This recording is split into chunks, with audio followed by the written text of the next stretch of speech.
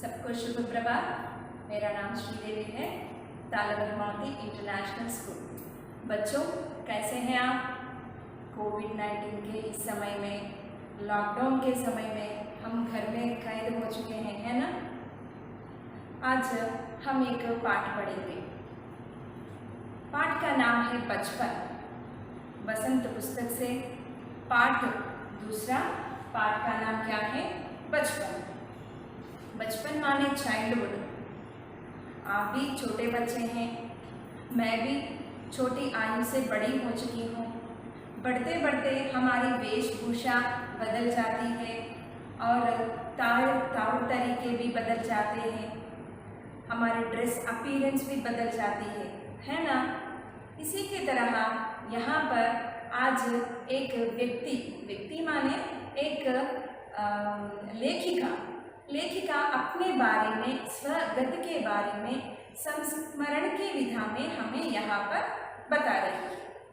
लेखिका नाम है कृष्णा सोबती जी। लेखिका का नाम क्या है? कृष्णा सोबती जी। कृष्णा सोबती जन्म 18 फरवरी 1925 में गुजरात प्रांत में हुआ था। अब वो गुजरात प्रांत भारत के विभाजन के बाद पाकिस्तान में चला गया था और विभाजन के बाद दिल्ली में आकर बस गई। उसके बाद शिमला छोड़ के कृष्णा सोबती जी दिल्ली आकर बस गई। 2017 में ज्ञानपीठ पुरस्कार से उसे सम्मानित किया था। सन 2017 में कृष्णा सोबती जी को ज्ञानपीठ पुरस्कार से सम्मानित किया गया था। देख लीजिए, यहाँ पर पाठ का नाम और हमारी लेखिका कृष्णा सोबती जी इस चित्र में दिखाई दे रही है ना? और लेखिका जी को ज्ञानपीठ पुरस्कार से भी सम्मानित किया गया था। 2019 25 जनवरी को दिल्ली में सोबती जी का मृत्यु हो चुकी थी। और अब बचपन पाठ में कृष्णा सोबती जी अपने बारे में क्या बताए हैं हम जानेंगे। बचपन माने चाइल्डहुड। हमारे भी चाइल्डहुड होते हैं, है ना? हम कभी भी बात किए तो अब्बा हमारे चाइल्डहुड में, हमारे बचपन में ऐसे हुआ है कहकर हम हमारी बातें, हमारे फीलिंग्स दूसरों से शेयर करते हैं, है ना? इसी की तरह कृष्णा सोबती जी भी अपने बारे में यहाँ पर बता रही है। अब किस आयु की होगी कृष्णा सोबती जी का? बहुत बड़े हो गई है ना? अब चश्मा भी पहन रही है। इसके बारे में हम जानेंगे। आप चित्र देखते रहिए, मैं इसके बारे में बताऊंगी। लेखिका कृष्णा सोबती जी अपने बारे में बता रही है।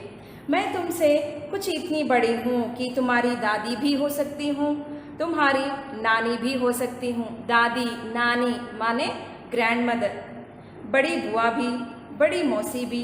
परिवार में मुझे सभी लोग जीजी कहकर पुकारते हैं। उसके परिवार में, उसके फैमिली में सब लोग उसे क्या कहकर पुकारते हैं? जीजी कहकर पुकारते हैं। मैं उन सब लोगों को कुछ बड़ा यानी उम्र में सयाना महसूस करने लगी हूँ कहकर कृष्णा सोबती जी बता रही है, क्योंकि उसकी उम्र भी बढ़ती जा रही है, थोड़ी क्लेवर भी बनती जा रही है। शायद इसीलिए कि पिछली शताब्दी में पैदा हुई थी, क्योंकि वो समझ रही है मुझे सब पता चल रहा है, मैं आयु में बड़ी हो चुकी हूँ, इसीलिए मुझे सब पता चल रहा है। पिछली शताब्दी में उसकी जन्म हुई है। मेरे पहनने ओढ़ने में भी काफ़ी बदलाव आ गया है। पहनना ओढ़ना माने ड्रेस अपीयरेंस, उसमें भी बहुत बदलाव आ गया है। पहले मैं रंग बिरंगे कपड़े पहनती रही हूँ। सोबती जी को पहले रंग बिरंगे कपड़े पहनना बहुत अच्छा लगता है, बचपन में वो बात भी। और नीले, जामुनी, ग्रे, काला, चॉकलेटी रंग के भी रंग बिरंगे कपड़े पहनती थी। अब मन कुछ ऐसा करता है कि सफ़ेद पहनो। अब सोबती जी का मन क्या करने लगा है, कहने लगा है, सफ़ेद कपड़े पहनने के लिए मन कर रही है। सफ़ेद माने वाइट। मैंने पिछले दशकों में तरह तरह की पोशाकें पहनी हैं। दशक माने डिकेड। पिछले दशक में भी मैं तरह तरह के पोशाक माने ड्रेसेस, उस तरह के अनेक तरह के ड्रेसेस पहनी हूँ मैं, कहकर बता रही है। फिर फ्रॉक, निकर वॉकर, स्कर्ट, लहंगे, घाघरे और चूड़ीदार और घेरेदार कुर्ते। चूड़ीदार माने है ऐसा है ना, आप भी गर्ल्स लड़कियां पहनते हैं, इसी में भी बहुत अच्छे लगते हैं ना लड़कियां भी देखने में। इस तरह की चूड़ीदार पहनना भी कृष्णा सोबती जी बहुत पसंद करती थी। बचपन में कुछ फ्रॉक तो मुझे अब याद है। बचपन में जो भी फ्रॉक सोबती जी पहनी है वो अभी तक भी उसे याद है। हल्की नीली रंगी और पीली धीरा वाली फ्रॉक, पीले रंग में, पीले माने येलो कलर के, और हल्की नीली लाइट स्काई ब्लू कलर के जो भी फ्रॉक पहनती थी वो बचपन में अब भी कृष्णा सोबती जी को याद है। उसका कॉलर कैसा है? कॉलर गोल कॉलर है और बाजू पर भी गोल कफ, वो भी याद है। एक पहले गुलाबी रंग का बारीक चुन्नाटों वाला घेरदार फ्रॉक, नीचे गुलाबी रंग की प्रिल, इस तरह की गुलाबी रंग की भी एक प्रिल बनाई हुई फ्रॉक भी उसे याद है।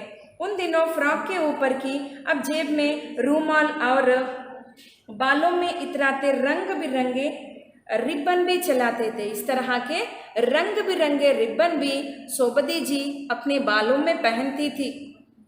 लेमन कलर का बड़े प्लेटों वाला गर्ल फ्रॉक जिसके नीचे फर टांकी है, लेमन कलर के, येलो कलर के, इस तरह की एक ड्रेस भी वो पहनती थी। वो कौन सी रंग में है? येलो कलर में।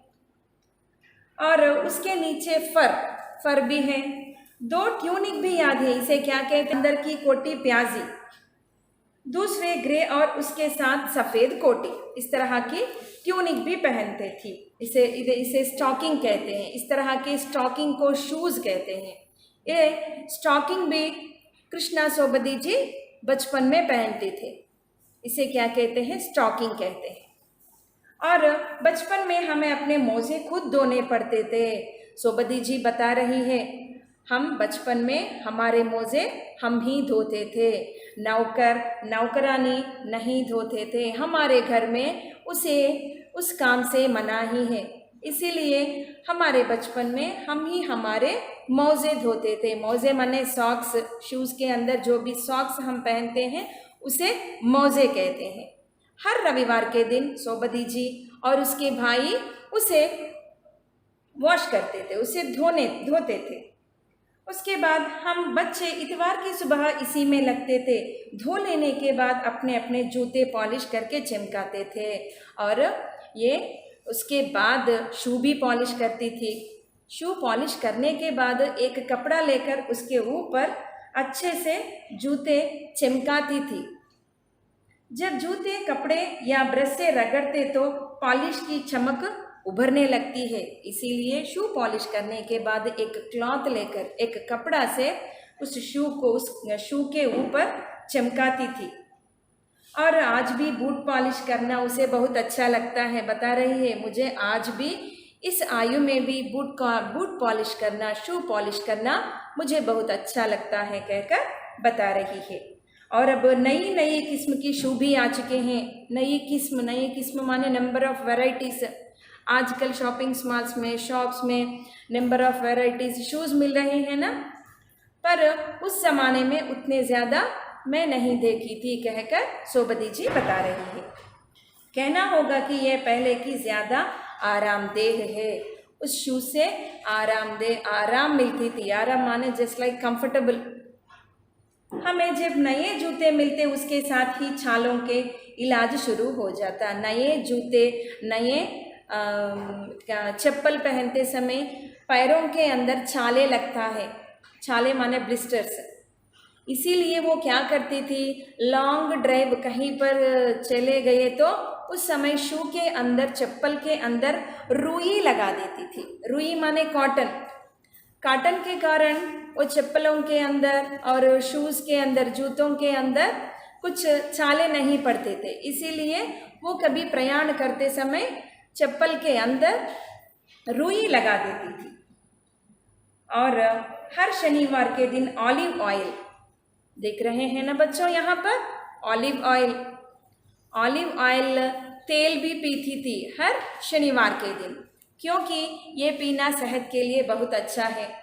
उसके माता पिता ने उसे समझाया, इसीलिए ऑलिव ऑयल पीती थी। और उसके बाद एक मुश्किल काम था उसे ये पीना, सोबती जी को बहुत मुश्किल काम था, पर माता पिता के कहने पर ऑलिव ऑयल हर शनिवार के दिन पीती थी। और उसके बाद कैस्टर ऑयल माने अरंडी तेल कहते हैं, ये भी पीना पड़ती थी। ये ऑलिव ऑयल और कैस्टर ऑयल हर शनिवार के दिन एक शीशे में लेती थी। शीशे माने एक तरह के गिलास में, देख रहे हैं वहाँ पर एक शीशे के गिलास में उसे मेजर कर सकते हैं। एक खुराक कहते हैं, एक डोज, हर एक शनिवार के दिन डोज लेती थी। कौन सा? कैस्टर ऑयल और ऑलिव ऑयल हर शनिवार के दिन पीते थे। और उसे देखते ही, जब उसे पीने के लिए देखते ही उसे उल्टियाँ हो जाती थी। उल्टियाँ माने मिलती कहते हैं, माने वॉमिट्स। उस ऑयल को, उस तेल को देखते ही वो वैसे महसूस करने लगती थी। मुझे आज भी लगता है कि हम ना भी पीते और शनिवार दवा तो कुछ ज़्यादा बिगड़ने वाला नहीं था, सेहत ठीक ही रहती है। वो ऑयल, वो तेल पीते ना पीते तो भी सेहत के लिए अच्छा है। पर वो बात आज मुझे पता चला, कहकर सोबती जी अपना भाव व्यक्त कर रही है। और उसके बाद और एक बात बता रही है सोबती जी, बचपन की दिलचस्पियाँ भी उसकी बदल गई है। दिलचस्पियाँ माने फेवरेट थिंग्स, जो भी फेवरेट थिंग्स होते हैं, फेवरेट ड्रेसेस जो भी होते हैं, खाने की जो भी चीज़, दिलचस्पियाँ, फेवरेट थिंग्स होते हैं, उसके बारे में हमारे से शेयर कर रही है। याद रहे उन दिनों कुछ घरों में ग्रामफोन थे, देख रहे हैं ना बच्चों, ग्रामफोन, इसे क्या कहते हैं? ग्रामफोन। इसी में ही उस सोबती जी को समय बिताती थी, क्योंकि इसी ग्रामफोन में गाना सुनती थी, क्योंकि उन दिनों में रेडियो और टेलीविज़न नहीं थे। इसीलिए सोबती जी उस ग्रामफोन में वो गाना कुछ ना कुछ सुनती थी। हमारे बचपन की कुल्फ़ी आइसक्रीम हो गई है, देख लिए हैं क्या? यहाँ पर कुल्फ़ी देख रहे हैं। सोबती जी बता रहे हैं हमारे बचपन में हम कुल्फ़ी ज़्यादा खा चुके थे, अब भी मिल रहे हैं, पर आजकल के बच्चे कुल्फ़ी खाते हुए भी आइसक्रीम को ज़्यादा पसंद कर रहे हैं। आजकल आइसक्रीम में बदल गया है। और कचौड़ी समोसा, मैं जब छोटी थी उस समय कचौड़ी समोसा खाई थी, अब भी मिल रहे हैं, पर मेरी बचपन की यादें मैं आप लोगों से व्यक्त कर रही हूँ। कचौड़ी समोसा पैटीज़ में बदल गया है, अब पैटीज़ में बदल गया है। नेक्स्ट वन मोर, शहतूत और फालसे और खसखस। शहतूत यहाँ पर एक तरह की फल है, ये शिमला में ही मिलता है, दूसरे स्थान में कुछ कम मिलता है, पर यह शहतूत फल कहाँ पर मिलता है? शिमला में ही। शहतूत, फालसे, शहतूत माने मलबेरी, फालसे एक तरह की फ्रूट है ये भी फालसे फ्रूट है, क्या कहते हैं? फालसे कहते हैं।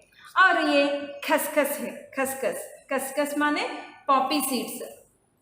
ये सारे शहतूत, फालसे, खसखस के ये फलों के और खसखस के सीड्स से भी एक तरह की जूस बना देते थे, एक तरह की शरबत। ये शरबत पीना कृष्णा सोबती जी बहुत पसंद करती थी। पर आजकल ज़्यादा लोग क्या पी रहे हैं? कोक और पेप्सी पी रहे हैं, है ना? पर कृष्णा सोबती क्या पीना पसंद करती थी? शहतूत, फालसे और खसखस के शरबत पीती थी। और एक बार, उन दिनों कोक नहीं, लेमनार्ड विंटो मिलती थी। उन दिनों में कोका कोला, थम्सअप जैसे कोल्ड ड्रिंक्स नहीं मिलते थे, शीतल पानी कहते हैं उसे। उन दिनों में ये नहीं मिलते थे। क्या क्या मिलते थे? लेमनॉड, विम्टो मिलती थी। शिमला और नई दिल्ली में बड़े हुए बच्चों को वंगर्स और डेविको रेगिस्तिया की चॉकलेट और पेस्ट्री मज़ा देने वाली होती है। शिमला में एक तरह की पेस्ट्रीज के शॉप भी है, वहाँ पर चॉकलेट्स, चेस्टनट्स वहाँ पर मिलती है। हम भाई बहनों की ड्यूटी लगती शिमला मॉल में ब्राउन ब्रेड लाने की। यहाँ पर इस तरह की शॉपिंग मॉल में जाकर चॉकलेट पेस्ट्री के मज़ा लेते थे। कौन कौन जाते थे उस समय? कृष्णा सोबती जी और उसके भाई। जाने के बाद चॉकलेट लेते थे और ब्राउन ब्रेड भी आपके साथ ले आना उसका ड्यूटी है। हमारा घर मॉल से ज़्यादा दूर नहीं था। सोबती जी बता रही है हमारा मॉल घर से ज़्यादा दूर नहीं था, माने मॉल के नज़दीक, near by her houses there. एक छोटी सी चढ़ाई और गिरजा मैदान पहुंच जाते। वहां से एक उतराई उतरते मॉल पर। उसके घर के पास एक चर्च होता है, चर्च में भी वहां पर जाती थी। तरह तरह की पेस्ट्री और चॉकलेट की खुशबू मन भावनी। वहां पर उस चर्च से नज़दीक ही वो शॉपिंग मॉल है। उस शॉपिंग मॉल में जाकर सोबती जी चॉकलेट्स, ब्राउन ब्रेड, पेस्ट्रीज लेती थी। हमें हफ्ते में एक बार चॉकलेट खरीदने की छूट है। वीकली वंस चॉकलेट खाने लगते हैं।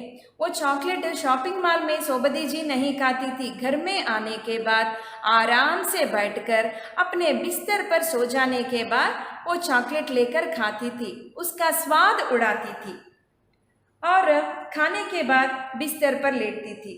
शिमला के कॉफल भी बहुत याद है। बच्चों आप देख रहे हैं ना, कॉफल, इस फ्रूट को, इस फल को क्या कहते हैं? कॉफल कहते हैं। ये शिमला में ही मिलता है। ये कॉफल फ्रूट, कॉफल फल खाना भी बहुत पसंद करती थी। ये खट्टे मीठे स्वाद में होते हैं, खट्टे मीठे टेस्ट में होते हैं। कुछ एकदम लाल, कुछ गुलाबी। कुछ फल लाल रंग में होते हैं, कुछ गुलाबी माने पिंक कलर में भी होते हैं। और उसके बाद रसभरी कसमल, what you are seeing in this picture, कसमल फ्रूट, कसमल कहते हैं। ये शिमला में ही मिलता है। ये रसभरी होते हैं, खाने में भी बहुत अच्छा लगता था। सोचकर ही मुंह में पानी भर आते हैं। ये फलों के नाम सुनते ही, सोचते ही सोबती जी के मुंह में पानी उभरने लगता है। चेस्टनट एक और गजब की चीज़ है। अब आगे पर भी भुने जाने और फिर छिलके उतार कर मुंह में, ये चित्र देख रहे हैं ना, ये चेस्टनट है। इसके ऊपर जो भी छिलके हैं उसे निकालकर उसके अंदर जो भी फ्रूट फल होता है वो खाती थी। वैसे खाना भी सोबती जी बहुत पसंद करती थी। चने जोर गरम और अनार के दाने चूर्ण, देख रहे हैं ना बच्चों, ये चने हैं। ये चने भी अच्छे से मसालेदार चने खाना बहुत पसंद करती थी। अनार के दाने चूर्ण भी खाना पसंद करती थी।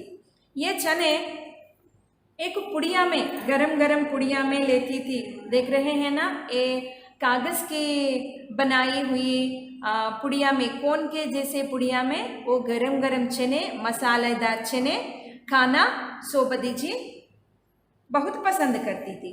इससे हथेली में वो चने लेती थी, बहुत अच्छा लगता था खाना भी। इसे खाते ही, इसे देखते ही सोबती जी को एक फिल्म का गाना याद आ जाती थी। फिल्म का गाना है, चना जोर गरम बाबू मैं लाया मज़ेदार, चना जोर गरम बाबू मैं लाया मज़ेदार, चना जोर गरम बाबू। ये गाना उन दिनों में बहुत फेमस हो गया था। ये चने देखते ही मुझे ये गाना याद आ रही है कहकर सोबती जी बता रही है। कुछ बच्चे पुड़िया पर तेज़ मसाला बुरकवाते हैं, खासकर चना और पापड़ी मुंह में डालने और कदम उठाने में एक खास की लय रफ्तार थी। ये चने और पापड़ी खाते खाते हुए फास्टली वो वहाँ पर एक तरह रफ्तार माने रनिंग के जैसे जाते थे वो। शिमला रिज पर बहुत मज़े किए करते थे कहकर सोबती जी बता रही है। शिमला में एक चर्च है, वहाँ पर बहुत ज़्यादा मैदान है, प्लेग्राउंड की तरह है, उसे क्या कहते हैं, रिज कहते हैं।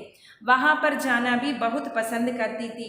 वहाँ पर घुड़सवार घोड़ा माने घुड़सवार माने घोड़े के ऊपर जाना, उस तरह घोड़े के ऊपर जाना भी कृष्णा सोबती जी को मालूम है। शिमला के हर बच्चे को कभी ना कभी यह मौका मिल ही जाता था। इस तरह कृष्णा सोबती जी घुड़सवार भी करती थी, पर सोबती जी घोड़ों को कुछ कमतर करके समझती थी। कमतर माने ज़्यादा छोटा मानती थी। अरे क्या है, घोड़े के ऊपर बैठना क्या है, जाना क्या है, उसके ऊपर सवारी करना क्या है, कहकर कृष्णा सोबती जी हंसती थी।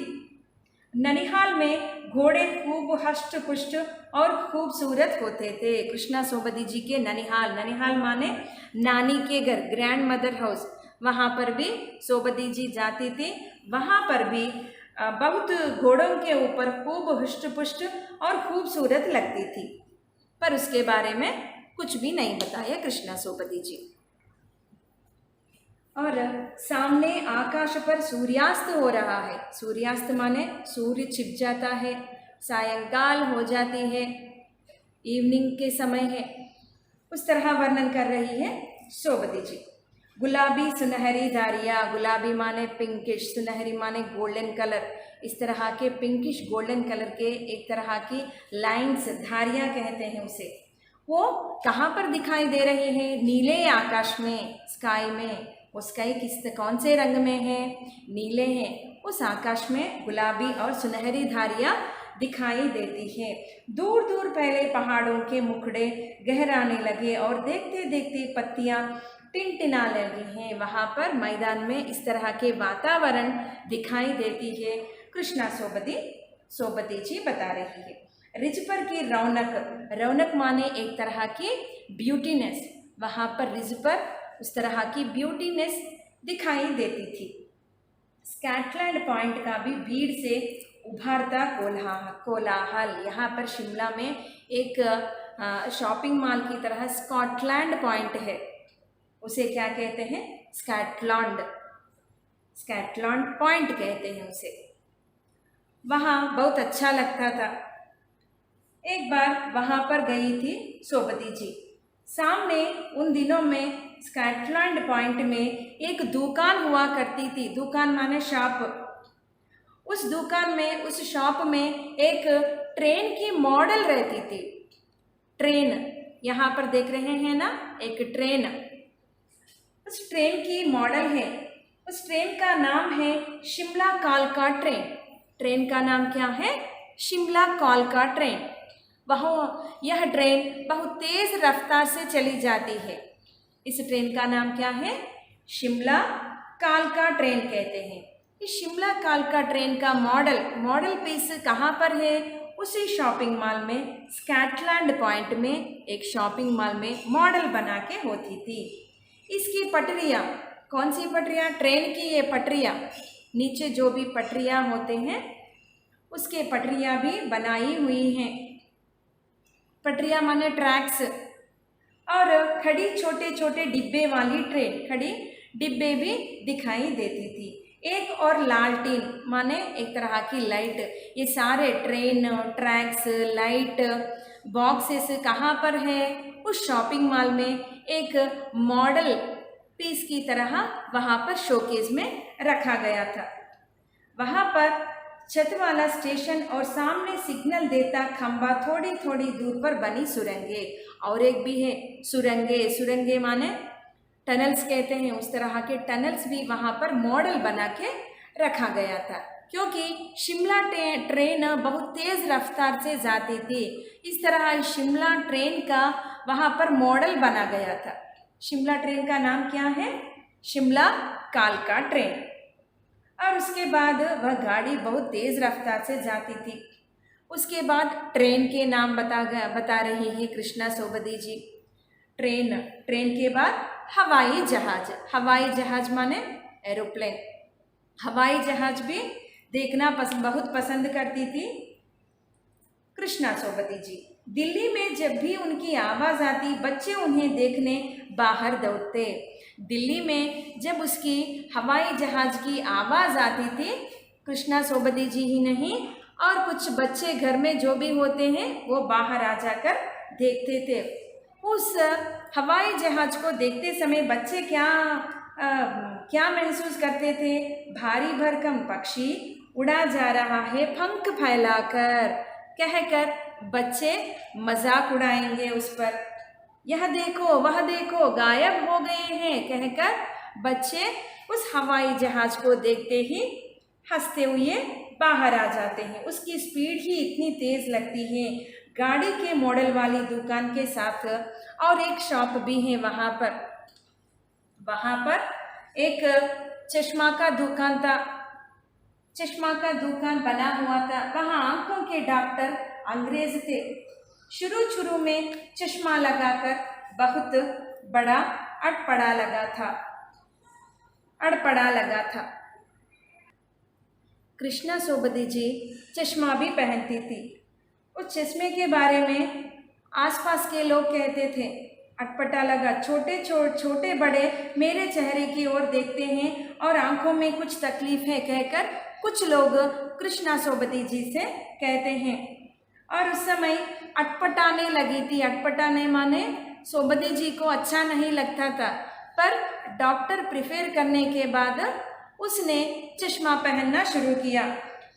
और उस डॉक्टर ने एक आश्वासन भी दिया था। आश्वासन माने प्रॉमिस, भरोसा कह सकते हैं। क्या कहकर?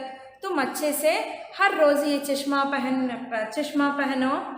पहने तो तुम्हारी दिखाई भी अच्छी होगी, कहकर डॉक्टर ने एक तरह प्रॉमिस किया था। और उन दिनों सोबती जी को चश्मा क्यों पहनना पड़ा, उसका भी एक कारण है।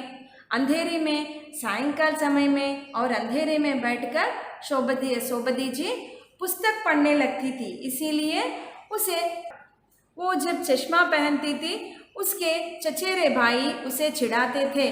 क्या कहकर चिढ़ाते थे? आंख पर चश्मा लगाया ताकि सूझे दूर की, यह नहीं लड़की को मालूम सूरत बनी लंगूर की। ये सुनते ही अच्छा नहीं लगता था, पर उसके चचेरे भाई सोबती जी के चश्मा को देखकर जब वो ऐसे चिढ़ाया, उसे बहुत अच्छा लगा था। ऐनक उतारी और उसके बाद उस चचेरे भाई वहाँ पर चला गया। ये चिढ़ाने के बाद उसके भाई वहाँ पर चल जाने के बाद सोबती जी वो चश्मा लेकर अपने घर में जो भी आईना होता है, आईना के पास जाकर देखते ही ऐसे फील हो रही है। क्या फील हो रही है? सूरत बनी लंगूर की, नहीं, हाँ। ये चश्मे पहनने के बाद अपने आप वो महसूस कर रही है। और उसके बाद उसके भाई का टोपा माने टोपी पहनकर कुछ अजीब लगा, मज़ा किया। चश्मा उसे बहुत अच्छा लगता है। आज भी कृष्णा सोबती जी चश्मा पहनने लगी है। उन दिनों शिमला में मैं सिर पर टोपी लगाना बहुत पसंद करती हूँ। मैंने कई रंगों की जमा कर ली है, कहीं दुपट्टों का ओढ़ना और कहाँ सजग। इस तरह हिमाचली टोपियाँ माने वहाँ पर पहनती थी। और Shimla is the capital and the largest city of the Indian state Himachal Pradesh. है ना बच्चों? पाठ समझ में आ गए हैं ना? किसके बचपन के बारे में हम जान गए हैं? कृष्णा सोबती जी के बचपन के बारे में हम जान गए हैं। धन्यवाद।